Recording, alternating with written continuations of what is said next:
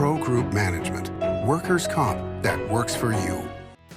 You are watching 7 at 7, powered by the Las Vegas Review-Journal, the largest news team in Nevada. A Las Vegas man is seeking millions in a federal lawsuit after his detainment at a President Trump rally. Thank you so much for joining us on 7 at 7 tonight. I'm Cynthia Puga. Let's get into your top stories. A Las Vegas man accused of plotting to assassinate President Donald Trump at a California rally is now suing the Riverside County Sheriff's Office. In the federal lawsuit, Vem Miller claims defamation and violation of his constitutional rights. He says he notified deputies he had 2 firearms in his vehicle before he tried to enter the parking lot of a California Trump rally in October. The self-proclaimed Trump supporter says his rights were violated when he was detained instead of being given a citation. His car was searched and Miller was arrested on weapons charges, with the Riverside County Sheriff stating deputies stopped a would-be Trump assassin. Miller is suing Riverside County, the Sheriff's Office, and one of its deputies for at least $100 million in damages. The Riverside County Sheriff's Office declined to comment since it's a pending legal matter. The wife of Ghost Adventure star Aaron Goodwin is arrested on suspicion of hiring someone to kill him. 32-year-old Victoria Goodwin was booked March 6 into the Clark County Detention Center on suspicion of conspiracy and solicitation to commit murder. Her arrest report shows she was living in Las Vegas with her husband Aaron when their relationship began to sour. The investigation began when officials seized a cell phone at a Florida prison in October. Police say they found texts and Facebook messages between inmate Grant Amato and Victoria Goodwin, who seemed to be planning a murder-for-hire plot. She is being held on $100,000 bail. Hundreds of students joined North Las Vegas Police at Elizondo Elementary School Wednesday to honor the officer the school was named after. The school held several events for students with officers as part of Raul Elizondo Day. There was a flag-raising ceremony, classroom visits, canine demonstrations, and a parade. Elizondo was shot and killed in the line of duty on January 30th, 1995. He was raised in Henderson, and in 1992, he was hired as a North Las Vegas officer, where he was honored for exemplary service to the police department and the city.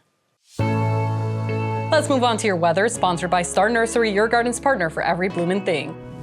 Clouds and raindrops should give way to a clear overnight with a good shot of viewing tonight's lunar eclipse. The eclipse will start around 9 o'clock with totality beginning at 11:27 and lasting for about an hour. Go ahead and grab a jacket if you're going to see it. Overnight lows will be in the mid-40s, dropping to 42 by 6 a.m. Friday, we'll be seeing some lingering clouds with a high of 58 degrees. Sun on Saturday with a high of 65 and a high of 72 degrees on Sunday for the Pennzoil 400 out at the Las Vegas Motor Speedway. Let's move on to your business news, brought to you by GBank, your best banking experience ever. The head of a tribal nation that owns land on the Las Vegas Strip gives an update about plans for developing it.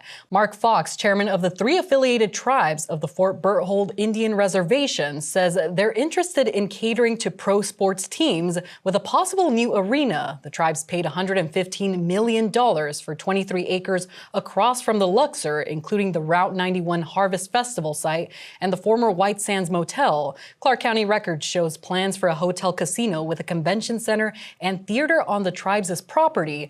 There are also plans to raise $2 billion in outside funding for the future project. Fox says the tribal nation will introduce its project to the media once it finalizes its plans and submits them to government agencies for required approvals. To read more on this story, you can visit lvrj.com. Sports brought to you by PT's Taverns. With over 65 locations, there's a PT's near you. Visit ptstaverns.com. I'm Heidi Fang, and the Aces continue to be a voice in the Las Vegas community. A panel from the organization speaking at Rancho High School as part of Women's History Month, helping students like Taylin Phipps to deal with adversity. Since I am a junior in high school right now, I'm trying to figure my life out right now. So I feel like their words did impact me, and I will be taking it on in the future. The Aces play their first preseason game against Dallas on May 2nd. In your health news, brought to you by Centerwell Senior Primary Care. Discover primary care focused on you. Toro University gets students prepared for emergencies through a mock casualty drill. The university partnering with Henderson Fire and Police for the event. Students learning about what it takes to get through a worst-case scenario. They took part in medical training and got the chance to collaborate with first responders. So I think as as many students as possible that can practice with these simulations. The more we learn now before we have to treat real patients, the better we will be when we are on the field and they are real patients. The event also helped reinforce skills for the firefighters and police officers who took part. Vegas Nation brought to you by Station Casinos, STN Sports. Download the app today. The Raiders' trade for quarterback Geno Smith from the Seahawks is now an official acquisition, the team announced Thursday. The club also introduced 4 new players, including Jeremy Chin, Eric Stokes, Lonnie Johnson, and Landon Roberts, who's excited to prove what kind of player he is. One thing about me, I'm going to set that tone. So, we're going to have some fun out here, Raider Nation. In more news, Dolphins running back Raheem Mostert is coming to Vegas on a 1-year deal per a source, while 2024 Raiders running back Alexander Madison is heading to Miami. Sports betting brought to you by the Las Vegas Paiute Tribal Smoke and Cigar Shop.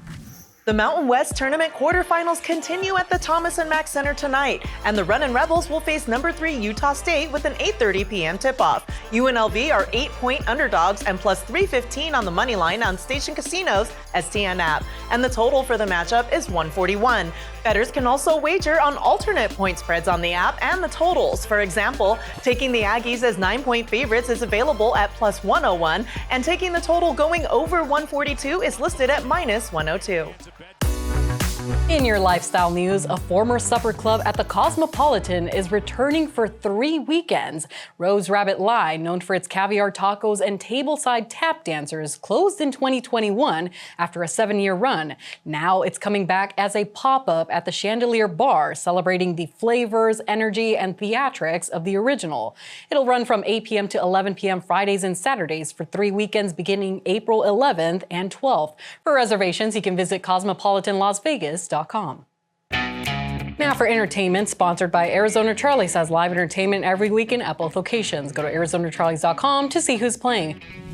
Bruno Mars sets a record at Dolby Live at Park MGM, while Lady Gaga's plans to return are unclear. LVRJ entertainment columnist John Katsilamidis breaks it down. We knew that Bruno Mars' New Year's Eve show at Dolby Live was a big deal, and now we know exactly how big it was. He set a record for a single-night theater performance ever in Las Vegas. More than 5,300 tickets sold and $3.2 million gross for him that night. Mars is back May 21st through June 2nd, 7 shows at the Park MGM Theater. Meantime, Bruno's duet partner, Lady Gaga, has not specified when she's coming back to Las Vegas, but don't expect it to be this year. She's busy promoting and possibly touring off her new album, Mayhem, which means 2026 will be the earliest we'll see Gaga back on the Strip.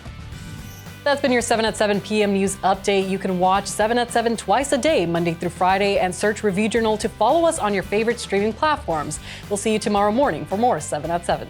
Review Journal Studio, sponsored by Knock the Injury Law.